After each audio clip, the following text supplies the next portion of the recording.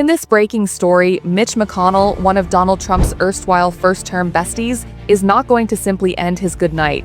Do you recall the wonderful old moso?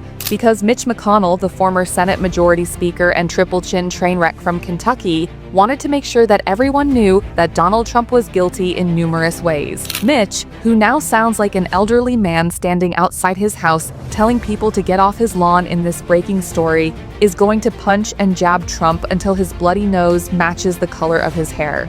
Additionally, before I reveal that shocking revelation in a few seconds, let me clarify that McConnell has attacked Trump twice in the past several months over cabinet choices and the conflict in Ukraine. Take a moment to listen. Mitch McConnell, free man, liberated, right? Are we going to start seeing Senator McConnell, who obviously we know from the record doesn't like Donald Trump. Trump goads him whenever he possibly can. Are we going to see Mitch McConnell sort of lead an insurgent faction now that he's not going to be the Senate leader? I mean, there might be a story of what he does behind closed doors compared to what you see publicly. I thought it was interesting that he was pretty quick to come out with a comment when Gates dropped out, kind of complimenting him, saying this was an excellent decision. But you're right. I mean, now that he isn't in the role that we saw the first time Trump was in power in the White House, now doesn't need to worry about sort of commanding each of the factions of the Senate.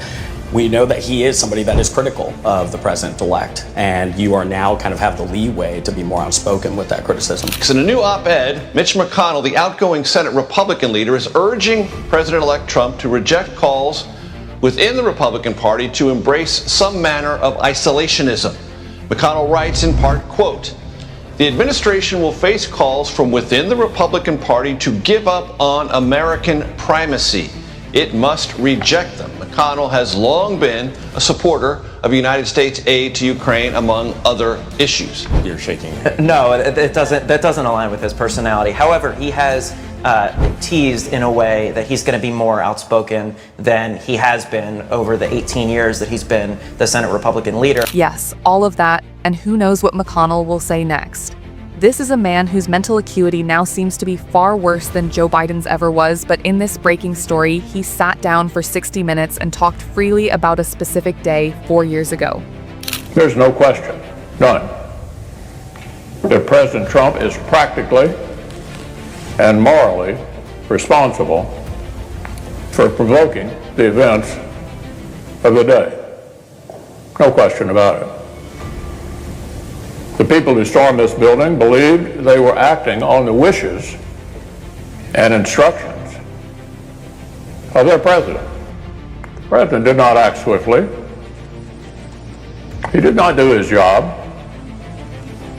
He didn't take steps so federal law could be faithfully executed and order restored. No. Instead, according to public reports, he watched television happily, as the chaos unfolded. He kept pressing his scheme to overturn the election.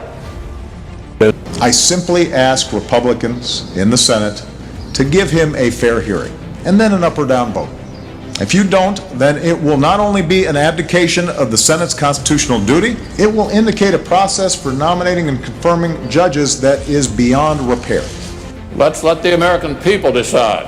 Within minutes, Republican Majority Leader Mitch McConnell said no. Congress will wait until a newly elected president picks a Supreme Court justice. Our view is this: give the people a voice in filling this vacancy. Even though it's nice to see another politician in the latter stages of his career who is technically what we define as a lame duck come out once again with what they really feel, no one in Trumpet's spear is going to listen to the grumpy old man standing on the front lawn with a garden hose, half-limp screaming.